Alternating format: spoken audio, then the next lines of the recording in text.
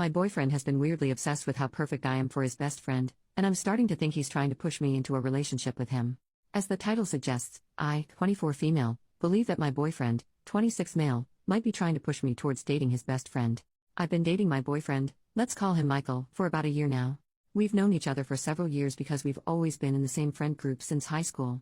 His best friend, let's call him John, is also someone I've known for a long time since he's part of the same group. John had asked me out years ago, but I turned him down because he's always been somewhat of a cocky guy who could never see he was ever wrong. Many people find him charming, but I think smarmy is a better word. He seemed offended but brushed it off and even told people that I had asked him out, and he rejected me, which was fine because it didn't affect my life at all. After a few months all was forgotten and we just pretended the other one didn't exist, and that's how it's been for years.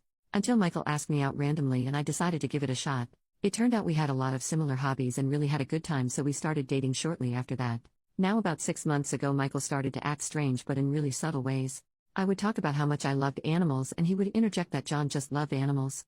Which wouldn't be weird, but he did it with everything I talked about with even the slightest bit of enthusiasm. If I loved it, John loved it just as much. He told me how compatible me and John were and how he wished we meshed more.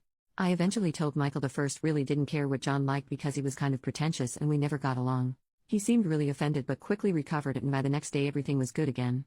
About a week after that instance, Michael would talk up John randomly and with seemingly no reason. Hey, I talked to Brittany yesterday and man, John is apparently a god in bed, haha. Maybe I should ask the guy for tips?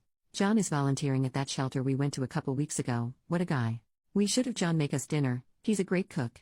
It was every day to every other day I had to hear about John's greatness, and it was to the point I initially thought that Michael wanted to date John. Then 3 weeks ago, after we had some drinks, he asked me, if we ever broke up, would you date someone else in the group? I had no idea what to say because it was so random, but he quickly filled the void by saying, I think I would if I were you and John was single. Seriously? So 3 days ago I confronted him in the kitchen and told him that if he had anything he wanted to tell me I would listen to it no matter what, and that I would always be there for him. He seemed confused and told me he had no idea what I meant by that. So I brought up all the times he talked about John and how he would date him, and told him that if he really wanted to date John, the first understood and would support them. After all, they're best friends, so they obviously have a good connection. When I say he blew up, I cannot stress how angry he got. He used a dozen slurs for gay people and said he was disgusted I saw him like that and that he would never do something like that. We ended up getting in a huge fight over it because I certainly don't support his language or attitude toward LGBTQ folks, and that it was just a vibe I got from him and I didn't mean to mislabel him. We haven't really talked, but he's staying at his parents' house right now, and today John called me to tell me he doesn't support Michael's attitude toward me, and invited me over to talk about it, even saying that Michael was 100% okay with it. Am I crazy? Am I making up some convoluted story in my head, or is this bizarre?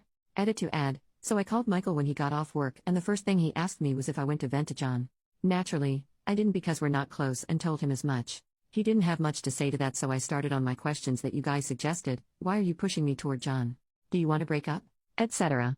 He got once again defensive and said he refused to talk about it over the phone and suggested we meet at John's place to talk it out. I asked why John had to be included at all since it is really between the two of us, and he basically told me that it's really between the three of us. I refused meeting at John's for obvious reasons and told him if it had to be the three of us we could meet at a restaurant. He seemed fine with that, and we scheduled meeting at a bar and grill that's pretty close to all of us. I showed up early and got us a table that had some privacy, and not long after John walks through the door. He sat down immediately and started chatting about how we were both so timely and that he liked when women showed up early because it showed they had good time management skills.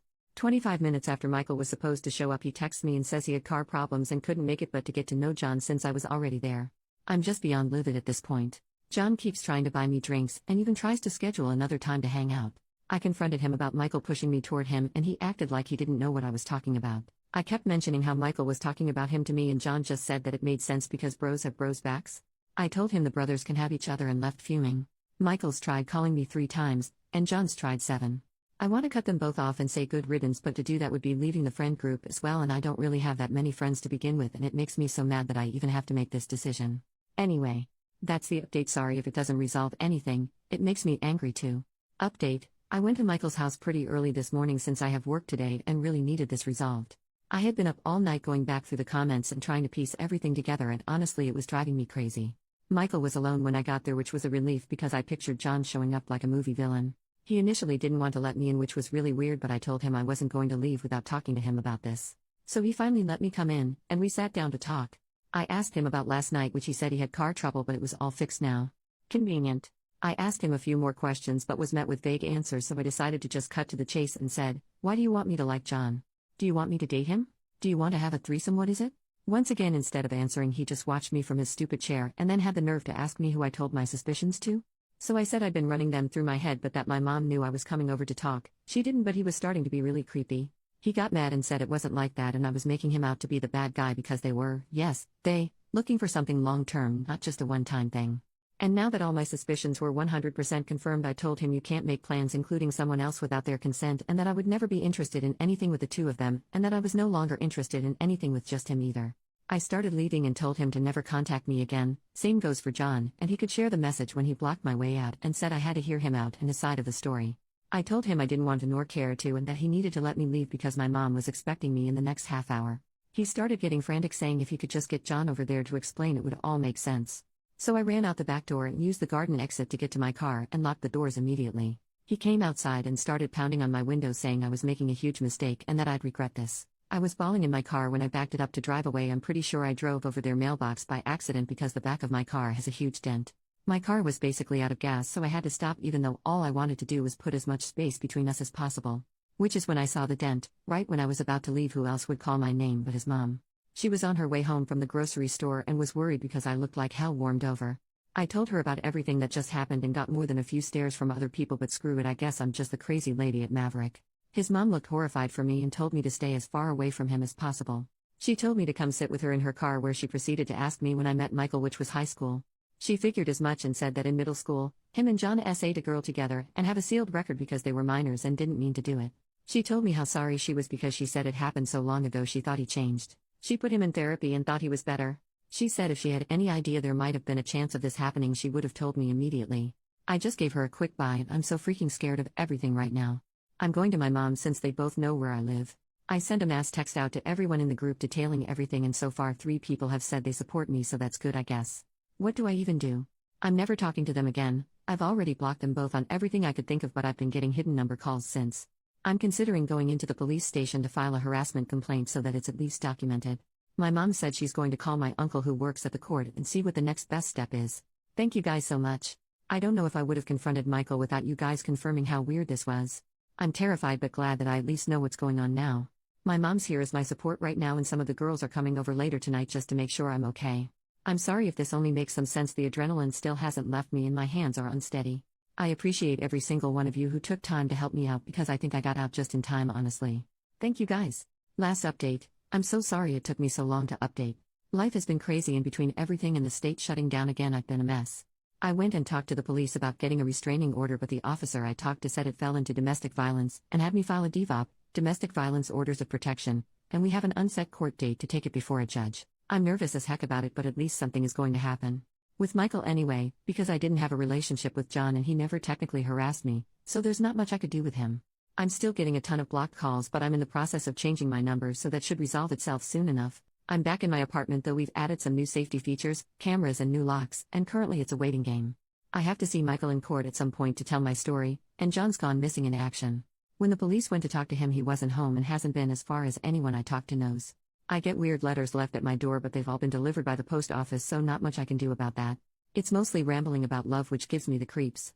I've stopped opening them at this point and keep them in the drawer for when I go to court. I have an interview for a new job, so wish me luck. My boss has let Michael in twice since I've been back and I don't feel safe there anymore. My friends are split 80-20 now. Minority thankfully is with Michael and John, but now I know who I can't trust. Anyone who listened to what I had to say and still think I'm being irrational because I led John on is a jerk, no way about it. So good riddance. Unfortunately, my mom wasn't left alone and someone broke her front window, so the police also had to show up for that one. It's been quiet for 2 days now. I'm not sure whether to be relieved or nervous. Does looking over your shoulder ever go away? I hope so. This feels more like a diary now than a post. I'm okay though, and my life is getting there, so once again thanks to everyone who helped or messaged me. OP leaves a small update in the comments 4 months later. Michael's tried to see me a few times, but every time he attempts to is just another thing I can write down for my court case. He technically isn't allowed near me or my place of work while we wait, but he's tried because he can't take no for an answer. Most of my friends are still with me though, and I didn't realize how much I hoped they would be until it all calmed down and I still had them around to help me through everything. I got a new job and a new place to live after someone tried to break in when I was out of town. I finally got my day in court, and Michael can't be within 800 feet of me without me being able to call the police. He also can't go anywhere I typically go, which includes my new apartment building or job. The letters really helped with all that because everything else was just my word against his situation. I asked his mom to come as a witness, but she refused to talk against her son, so whatever. But yeah, basically, I'm breathing new fresh air around here. I've seen John twice in passing and it still gives me the creeps. He's not barred from being around me, so he makes it a point to show up, public places, when he can and just hang around like the weasel he is. But the police gave him a very stern and impromptu talk when he showed up to support Michael at court. I think I'm in the clear, but they just want me to know they're still around, which sadly there isn't much I can do to stop John anyway. Yeah, that's all for now. Thank you again to everyone for your advice and nice comments. It was very helpful, and I'm so grateful. Bye now.